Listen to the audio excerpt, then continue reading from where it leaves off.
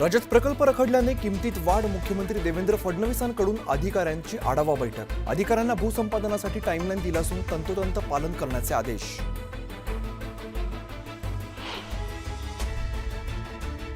राज्यातील 11 महत्त्वाकांक्षी प्रकल्पांच्या भूसंपादनासाठी लागणाऱ्या 53,354 कोटी रुपयांच्या निधीची तरतूद करा, मुख्यमंत्री देवेंद्र फडणवीसांचे आदेश।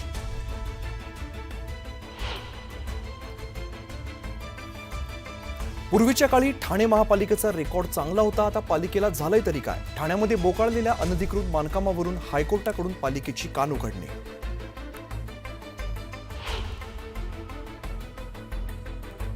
पालखी सोहळ्यासाठी पुणे शहरात वाहतुकीमध्ये बदल, जड वाहनांना प्रवेश बंदी।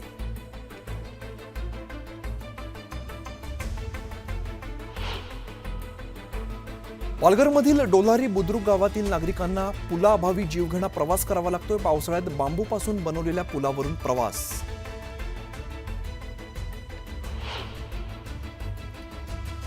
सत्रातील पर्यटन स्थळांवरती 19 ऑगस्टपर्यंत निर्बंध, धबधब्यांसह कास पठार, महाबळेश्वरमधील स्थळं आणि धरणांचाही समावेश। आणि पुण्यामधून एक बातमी समोर येते। पुण्यातील खडकवासला धरणातून रात्री उशिरा 15,000 क्युसेक पाण्याचा विसर्ग करण्यात आलेला आहे। खडकवासला धरण साखळी क्षेत्रामध्ये पावसाची संततधार सुरू आहे आणि काल रात्री उशिरा मुळामुठा नदीपात्रात पाण्याचा विसर्ग करण्यात आलेला आहे।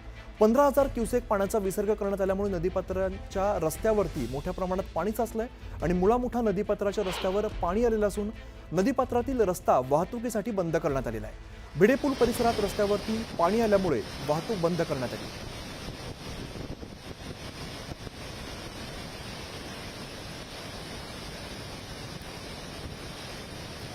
तर आपण बघतो भिडेपूल परिसरात रस्त्यावरती पाणी आलेलं आहे। खडकवासला धरणातून विसर्ग सुरू केलेला आहे।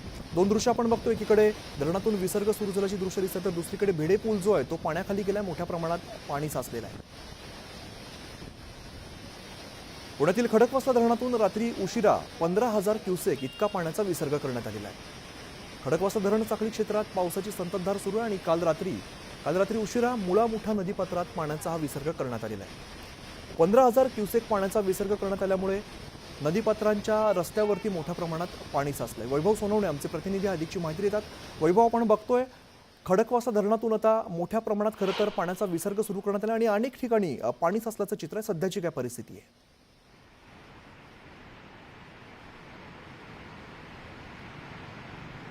काल रात्री खडकवासला धरणातून जवळपास 15,000 क्युसेकचा विसर्ग जो आहे तो सुरू करण्यात आला।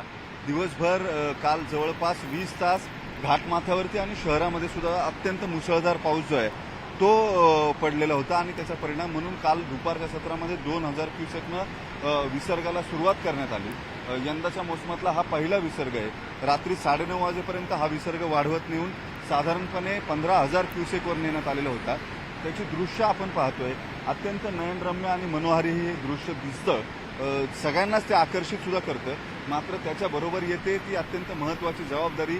याचं कारण पाटबंधारे विभागाकडून, आपत्ती नियोजन विभागाकडून, सगळ्यांकडून सूचना देण्यात आलेल्या आहेत नागरिकांना। नदीपात्रामध्ये नदीच्या लगत जीविताच्या रक्षणासाठी कुणीही जाऊ नये किंवा जी मालमत्ता असेल ती मालमत्ता नदीच्या पात्रातून तातडीनं हलवावी, अशा पद्धतीच्या सूचना ज्या आहेत त्या कालच देण्यात आलेल्या होत्या। तरी सुद्धा काही अतिउत्साही नागरिक जे आहेत ते या पात्राच्या भोवती येताना जाताना दिसतात किंवा पाण्याचा आनंद लुटायसाठी पात्रात जाण्याचा प्रयत्न करतात। मात्र हा प्रवाह जो आहे तो बघितल्यानंतर त्याची शक्ती जी आहे ती आपल्या लक्षात येते। या सगळ्या पार्श्वभूमीवरती घाटमाथ्यावरती आज सुद्धा पाऊस जो आहे तो हलक्या स्वरूपाचा पाऊस सुरू आहे। शहरामध्ये मात्र सकाळपासून ऊन पडलेलं आहे। पाऊस जो आहे तो पूर्णतः बंद आहे आणि त्या सगळ्या पार्श्वभूमीवरती आता विसर्ग जो आहे तो कायम ठेवण्यात येतो का हे पाहणं महत्त्वाचं ठरणार आहे। गेल्या कित्येक वर्षात इतक्या लवकर खडकवासला धरणातून विसर्ग जो आहे तो इतक्या मोठ्या प्रमाणावर करण्यात आलेला नव्हता। खडकवासल्याच्या धरण साखळीमध्ये जी चारही धरणं आहेत, खडकवासला, वरसगाव, टेमघर आणि पानशेत, या चारही धरणांची मिळून जवळपास 27 टीएमसी पाणी साठवण्याची क्षमता आहे। मात्र जे पाटबंधारे विभागाचं नियोजन असतं, पावसाच्या 4 महिन्यांमध्ये साधारणपणे जुलै महिन्याच्या शेवटापर्यंत ही धरणं जी आहेत ती बऱ्यापैकी कशी भरतील हे पाहिलं जातं। खडकवासला धरण जे या साखळीतलं शेवटचं धरण आहे आणि जिथून सगळ्यात मोठा विसर्ग जो आहे तो नदीमध्ये केला जातो, त्याची क्षमता मात्र छोटी आहे। 2 टीएमसीचं हे धरण असल्यामुळे हे धरण फार भरू दिलं जात नाही। याचं कारण घाटमाथ्यावर जर पाऊस मोठ्या प्रमाणावर झाला तर वरच्या तिन्ही धरणांमधून येणारं पाणी जे आहे ते खडकवासल्यामध्ये येत असतं. त्याच्यामुळे पाण्याच्या विसर्गाचं नियोजन करण्यासाठी निश्चित वैभव त्यामुळे इथून पुढे सुद्धा पाण्याचं नियोजन नेमकं कसं केलं जातं हे पाहणं महत्त्वाचं असेल. धन्यवाद या सगळ्या सविस्तर माहितीसाठी. पुढे बातमी नाशिकमधून. नाशिकच्या गोदावरी नदीला आलेला पूर आता ओसरल्याचं चित्र आहे आणि काल संध्याकाळपासूनच या परिसरामध्ये पाऊस नसल्यामुळे पाण्याचा प्रवाह आता कमी झालेला आहे. काल रात्री कमरेपर्यंत बुडालेला दुतोंड्या मारुती परिसरात पाणी आता ओसरलंय आणि आज या ठिकाणी पूर हा पूर्णपणे ओसरल्याची स्थिती आहे. नाशिकमधली सगळी दृश्य आपण कालच ही दृश्य बघितली होती, ज्या ठिकाणी मारुतीच्या कमरेपर्यंत खरं तर पाणी होतं, मात्र आज हे सगळं पाणी ओसरलेलं आहे. तर सह्याद्रीच्या पर्वतरांगा परिसरातील जुन्नर तालुक्याच्या पश्चिम आदिवासी भागातील जलधारा धबधबा आता ओसंडून वाहू लागलाय. उंच कड्याच्या डोंगरावरून खळखळून वाहणारा धबधबा दाट धुकं यामुळे हिरवागार निसर्ग चांगलाच बहरलेला आहे.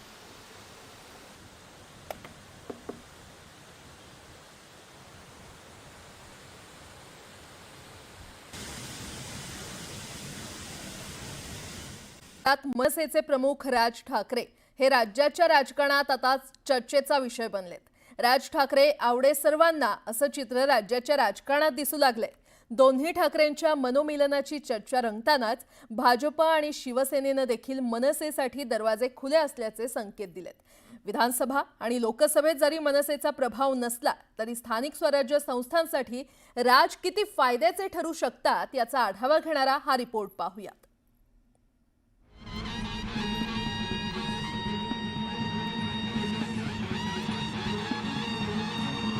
जमलेल्या माझ्या तमाम हिंदू बांधवांनो, भगिनींनो आणि मातांनो,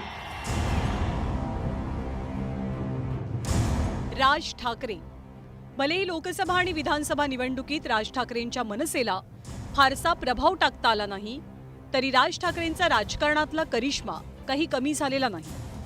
त्याचमुळे राज ठाकरेंच्या सभांना आजही प्रचंड गर्दी होते आणि त्यांच्या चाहत्यांच्या संख्येलाही ओहोटी लागत नाही. आगामी पालिका निवडणुकांचे पडघम वाजले. या पार्श्वभूमीवर राज ठाकरेंना आपल्यासोबत घेण्यासाठी सत्ताधारी आणि विरोधकांमध्ये जणू चढाओढ सुरू आहे. त्यामुळे सध्या राजकारणात सर्वाधिक डिमांडमधले असलेले नेते बनले आहेत राज ठाकरे. राज्यातले 3 प्रमुख पक्ष मनसेसोबत आणाभाका घेण्याच्या प्रयत्नात आहेत. त्यात क्रमांक 1 वर आहे ठाकरेंची शिवसेना, मग शिंदेंची शिवसेना आणि त्यानंतर सत्ताधारी भाजप. आगामी पालिका निवडणुकांच्या पार्श्वभूमीवर राज ठाकरेंना आपल्या टीममध्ये वळवण्याचे प्रयत्न या तिघांकडूनही सुरू असल्याचं चित्र आहे. राज ठाकरे आणि उद्धव ठाकरे या दोघांनी एकत्र येऊन महाराष्ट्राचं राजकारणाचे सूत्र हाती घ्यावे, ही नक्कीच या राज्यातल्या जनतेची किंवा लोकांची इच्छा आहे आणि त्या इच्छेचा स्वीकार उद्धव ठाकरे साहेबांनी केलेला आहे. हे तुम्हाला वारंवार. गेले काही दिवस राज यांचे थोरले बंधू उद्धव ठाकरे मनसेसोबत युती होईल का याच्या चाचपणीत बिझी आहेत. ते कधी कधी या युतीबद्दल सूचक विधानही करतात. संदेश कशाला मी बातमीच देईन ना तुम्हाला. तर भाजपचंही राज ठाकरे प्रेम लपलेलं नाही.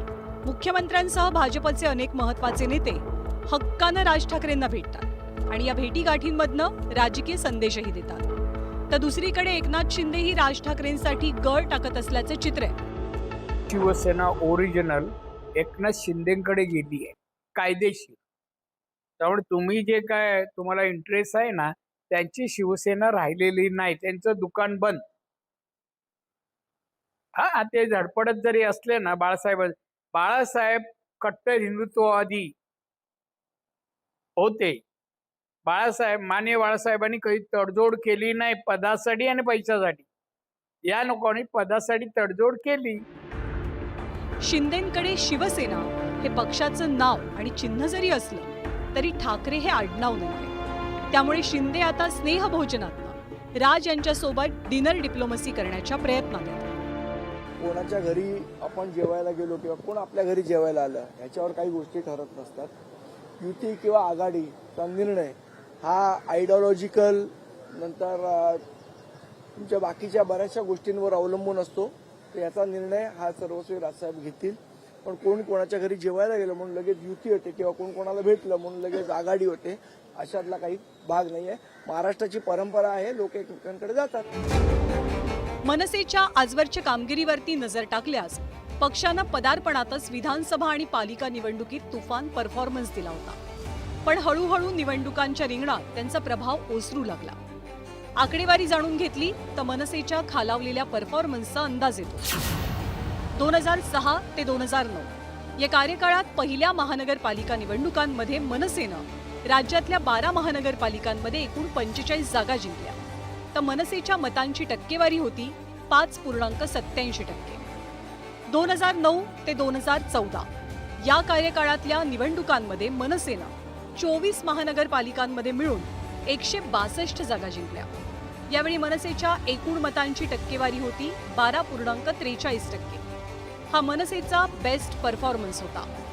तर 2014 ते 2019 दरम्यानच्या कार्यकाळात मनसेला मोठा धक्का बसला.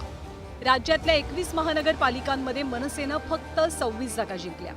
तर मतांची टक्केवारीही 3.56% घसरली. हा मनसेचा आजवरचा सर्वात वर्स्ट परफॉर्मन्स ठरला. पण असं असलं तरी राज ठाकरे मराठी मनांना साथ घालणारे नेते म्हणून ओळखले जातात. सोबतच ठाकरे आडनावाचा करिश्मा त्यांच्या सोबत आहे. त्यामुळे पालिका निवडणुकीसाठी राज ठाकरेंची साथ सर्वांना हवी आहे. पण अजून तरी राज ठाकरेंनी आपले पत्ते उघड केलेले नाहीत. गेल्या काही वर्षात राज ठाकरेंच्या बदलत्या राजकीय भूमिका नेहमी चर्चेत राहिल्या. त्यामुळे आता सर्वार्थानं करो या मरोच्या या पालिका निवडणुकीत ते कुणाला साथ देतात यावर फक्त त्यांच्या पक्षाची नाही तर राज्याच्या राजकारणाची सुद्धा पुढची दिशा अवलंबून असेल. Bureau report, news 18 Lokmat.